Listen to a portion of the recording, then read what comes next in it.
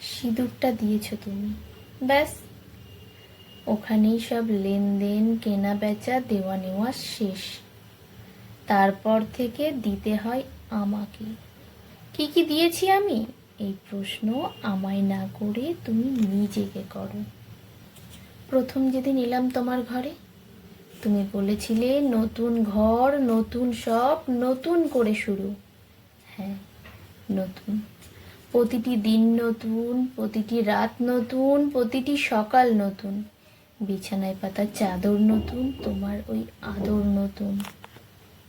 কিন্তু পুরনো প্রিয় জিনিসগুলো ছেড়ে এসেছি আমি। জানতে চাওনি কি কি ছিল সেগুলো? ঠিক আছে, আমিই বলি কি কি ছেড়ে এসেছি আমি। 25টা বছর, যার 12টা শৈশব, মা বাবার আদর, ভাইয়ের সাথে খুনসুটি, বন্ধুদের সাথে ফেরা ইউনিভার্সিটি থেকে বাসে করে, বৃষ্টি ভেজা রাত, আর বাকিটা বুঝতে বুঝতে বড় হওয়া। একদিন তোর উপর কেউ এসে অধিকার ফলাবে। না না, যা ছেড়েছি তা ফেরে না। হারানো বিকেল ফেরে না, নারীর কৈশোর ফেরে না, কুমারীর কৌতূহল ফেরে না, বসন্তের শিহরণ ফেরে না। শুধু ফিরে ফিরে আসে তোলপাড় করা হৃদয়ের ডাক। এগুলো সব ছেড়ে এসে আমাকে নতুন করে আবার শুরু করতে হলো। কত সহজে বলেছিলে তুমি, কিন্তু বোঝনি নতুন করে শুরু করাটা কতটা কঠিন ছিল। নিজের কিছু আছে, সেটা এখন আর বুঝতে পারি না। আগে আমার সব কিছু নিজের ছিল। মায়ের গয়না নিজের ছিল, ভাইয়ের সাথে ভাগ করে নেওয়া বাবার উপহার নিজের ছিল। সেসব নিজের ছিল। ব্যস্ততাতে মায়ের খাইয়ে দেওয়া নিজের ছিল। মায়ের হাতের রান্না সে তো নিজেরই ছিল। আর এখন তুমি বললে সব নিজের করে নাও। বেশ, সব নিজেরই করে নিলাম।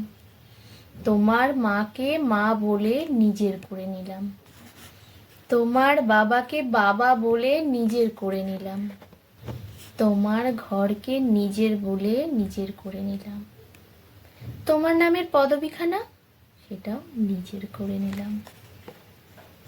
রাত দুপুরে তোমার সব আবদার নিজের করে নিলাম, তোমার ছেলের বায়না সব নিজের করে নিলাম, সবাইকে খাইয়ে সব শেষে খেতে বসা নিজের করে নিলাম, কাক ভোরে জেগে ওঠা তাও নিজের করে নিলাম।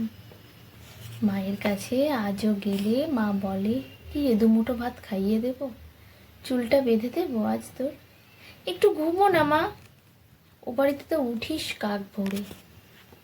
তখন আমি ভাবি, ওই বাড়িটা কি সত্যি আমার নিজের? মা কারো স্ত্রী, কারোর মা, কারোর বৌমা।